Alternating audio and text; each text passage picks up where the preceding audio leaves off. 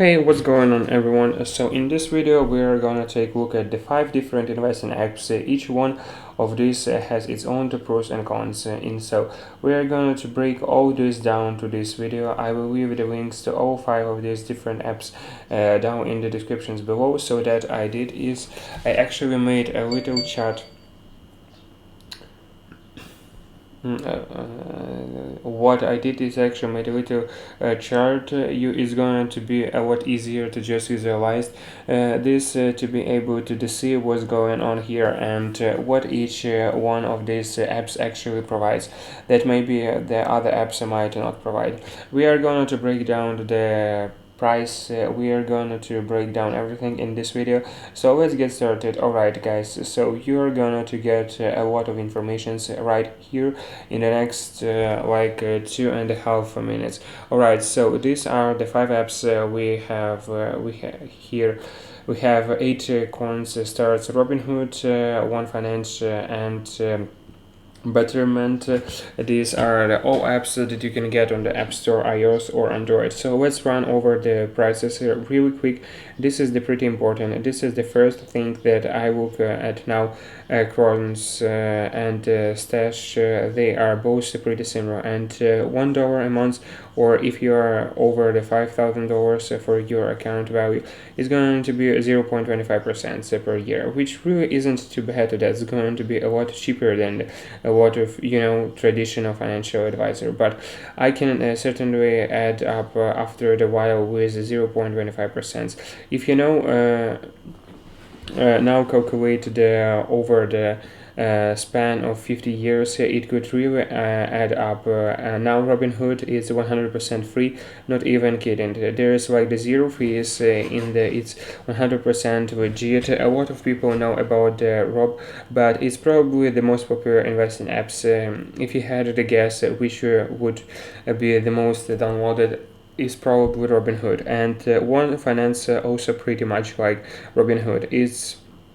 It's very much free. You can also get fractional shares on it, which is really interesting now. Between Butterman, this is going to change to charge you anywhere between 0.25% and the 0.4%. Really cool things about this, those it is that you get sort of the more professional financial advice, which you are going to get into the next couple of the minutes here. So let's first talk about something that I think is pretty important. It is, can you actually buy the individual stocks with these different apps? So with Acorns you can't. Acorns, that's only going to provide you with the 5 different investments options. You can go anywhere from the conservative to aggressive or moderate, anywhere in the middle of there. You can go between those 5 different options, and so they kind of limits you to some stuff. Now Stash, you can buy individual stocks. You buy fractional shares, which means that if you wanted to buy the Amazon stocks, well, guess what? Amazon's right now is over 1,800 per share. But if you wanted to get Amazon stocks through Stash, you could put the $5 and get a piece of an Amazon share. So that's what's the really cool about the Robinhood does offer.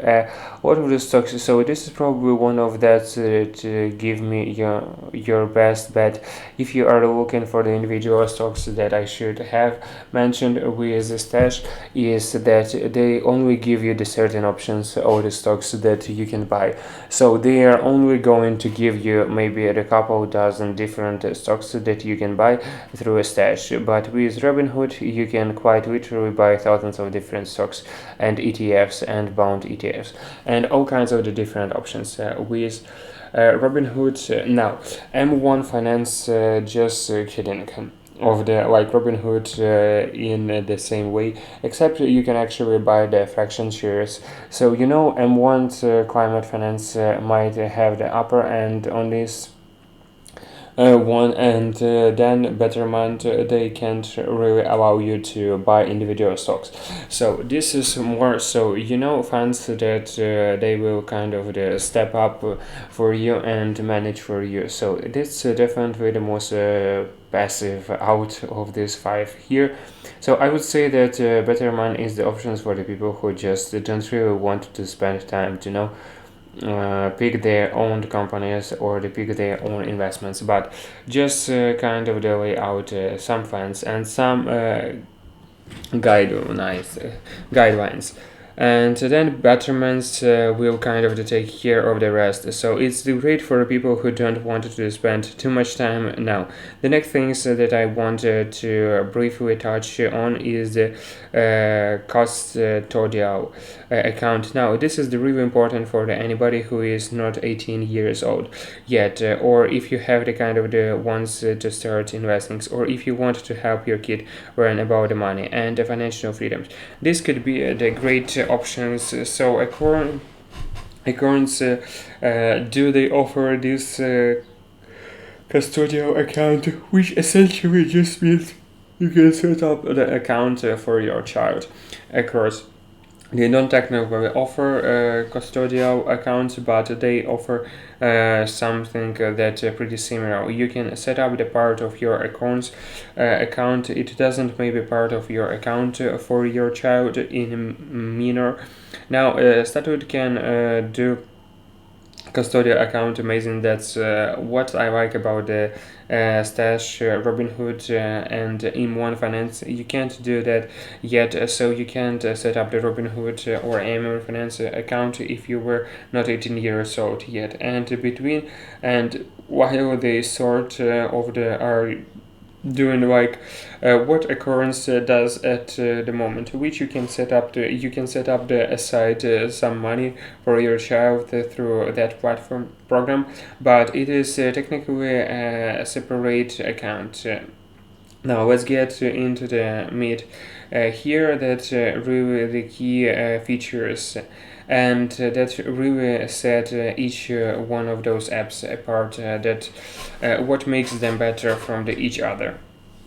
So here's the deal with the occurrence. Now occurrence probably has the most amount of different possibilities in terms of things that the other four apps do not have, and so one of them is called found money. This is the pretty neat. Usually what I will happen from here is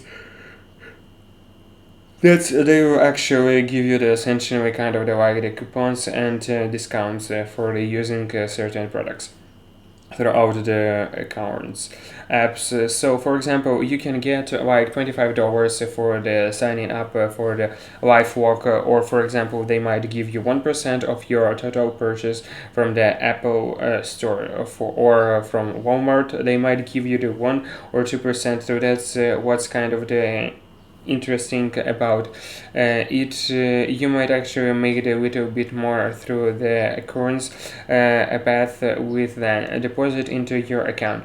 Now another thing that they have this retirement accounts. They have that they pretty well set up. I think that's going to cost $2 a month for the retirement account, and then they also have something called roundup. So this is something that I haven't seen any of these other apps really doing, and that is really can actually connect your credit card to your account, and then every time that you make the purchase, say you buy a cup of the coffee for $2 and $50 and 4 cents, well, that 8 coins is going to do is they are going to take 46 cents out of your account to route it up to the most nearest dollar, which would be the $3. So if I take 46 cents out of your bank account and put it into your the coins account, so it's really awesome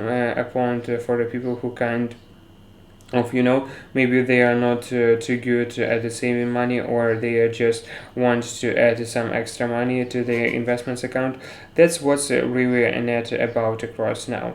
They also offer the debit card. You can pre-order this. They are just kind of the rolling them out now. So this kind of is something that some really coming out, and it's the new, but they do charge you, I think, the dollar for a month for that. So I don't know if it's entirely worth it for those extra features. And there are for accounts now, stash, it looks like there's not a lot there on this list of that really makes stash great. And I didn't really add too much on there, just fractional shares and the ability to add money to your account on the daily or the weekly or a monthly basis. And that's pretty interesting to do. And I know we didn't add too much on the here, but I really do feel like here should be more on here. And there's something about national I really just do like about the app. It's pretty easy to use. It's easy to set up. I like the fact that you can do custodial accounts with them. And so that's kind of the vibe of the statue on now Robinhood. This is gonna give you the most amount of the options here. So not only can you trade thousands of the different stocks, but you are also able to trade options. So this is something that they really wrote out maybe a few months ago now, but it's the really interesting possibility. It could bring on a little bit more risks if you don't know what you're going, but if you do know your what you're going to do, you can make it a pretty decent amount of the money with that possibility of the trading options for this. So the key word to this is is free. All of this free through Robinhood. You can also do some day trading. I think it limits you to the few times per week where you can buy and sell the same security within the same day, but it does allow you to do that, and it's all totally free. Now Robinhood Gold is gonna to cost you a little bit of the money. This kind of now you can buy on the margin essentially, where they are going to charge you a couple of dollars months, and that's and then you're there give you the sort like the line of the credit. They will allow you to double your investments, and they are going to charge you a little bit of the money for that. You can also invest into the cryptocurrencies if you are considering any of those. That's something that you can do throughout Robinhood. Bitcoin, Ethereum, Litecoin, and they are always adding the new cryptocurrencies to their list of the possible investments. Now, M1 Finance, they do offer a lot of the stocks ETFs, fractional shares. They offer a lot of different possibilities. Something else that I noticed that they do that I haven't seen these other ones doing is offering loans to use their app or even through their browsers. And so this kind of the investings I've never taken out of the loan with the M1 Finance, but I've have read about them, and it seems quite interesting. It says that they don't do any hard pulls on your credit. They don't deny you for loans, and the loans are the pretty low rates. So maybe I would look into it. Obviously, you're going to be bringing on some risks when you're taking money. I wouldn't just take money out from the M1 Finance. Just kind of the how of it. If you probably want to think about that before actual actions on it, but it's something that maybe you want to consider if there's even ever a time where you need some extra money and you need to borrow some money. I would look into the M1 Finance, and now they set that up because I've never taken out loans throughout this company. They also do some auto rebalancing, so they will actually rebalance your portfolio for you if there is a certain time in the market then where they think it would be the best to do that. Here's a software, it can automatically do that for you, and they also have the retirement accounts. I think most of this actually do their retirement accounts, but I just threw that in there because M1 Finance looks like it has the pretty decent retirement account throughout their programs. Now, Betterment, what makes this company so much better than the others? I really didn't try to say that twice, but I think the biggest upper ego that Betterment would have over the other four apps, there is the fact that they actually have the licensed experts and they have the financial advisors. Then you can reach out to and you can talk to you and you can have the conversations with them about your future plans. So like I said earlier, I feel like the Betterment is the really one that I'm most professional out of all four of these or all five of these different apps. They really offer a lot of the different opportunities in terms of the long-term planning and sort of this passive idea behind the long-term planning. And that's why I thought I'm going to charge you between 0.25 and 0.4% for their annual fee, which isn't too terrible. I think once you have crossed 2.4%, that's when you start getting into the traditional financial advisors fees, which is typically what they will charge you for. So now that we took a look all five of those different apps, how would I personally rank each one of these if I can only get one of these apps? Which one would I be? So let me just rank this 1 to 5 and my personal opinion on what I think would be the best route for someone to take. So I think if you could get only one app or if you are the only interested in the getting one app, I would really do go with the Robinhood app. So the reasons for this, there's so many features behind these apps and they are adding the new stuff. Seems like almost every week they are adding some the new to the Robinhood apps. You can now trade before and after market hours, and they are offering just so many opportunities, and it's almost entirely free. It's actually really very free unless you get the Robinhood Gold, which you probably don't need. So Robinhood is the number one for myself. Stage is absolutely number two. The reasons for this it just provides such the great opportunities for the many people. I like to factor a lot of the have a custodial account. It might not provide as many features as something like accounts or the Betterment, but I think that I really like Search because of the ability to invest into the fractional shares, so you can get out of the $5 worth of the Amazon stocks per week, and you have the auto buying Amazon stocks every week, and it's just very easy to use. So I really like the flow of the app, and it's very cheap. Now, if you are the college student, I forgot to mention this earlier.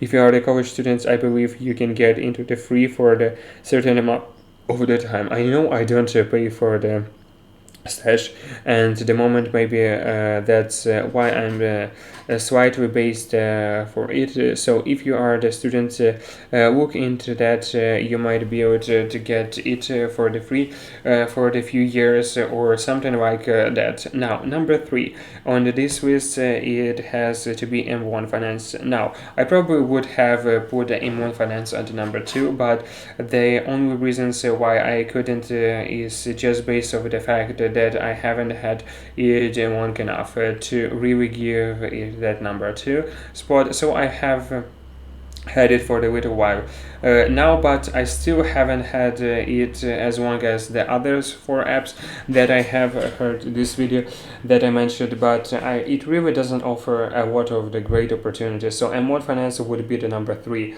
Number four would have be the Betterment. Betterment offers so many opportunities. I just do like the fact that you are able to talk to the finance advisors, and it's seems much more professional than the others fours, or at least in my opinion, from my viewpoint.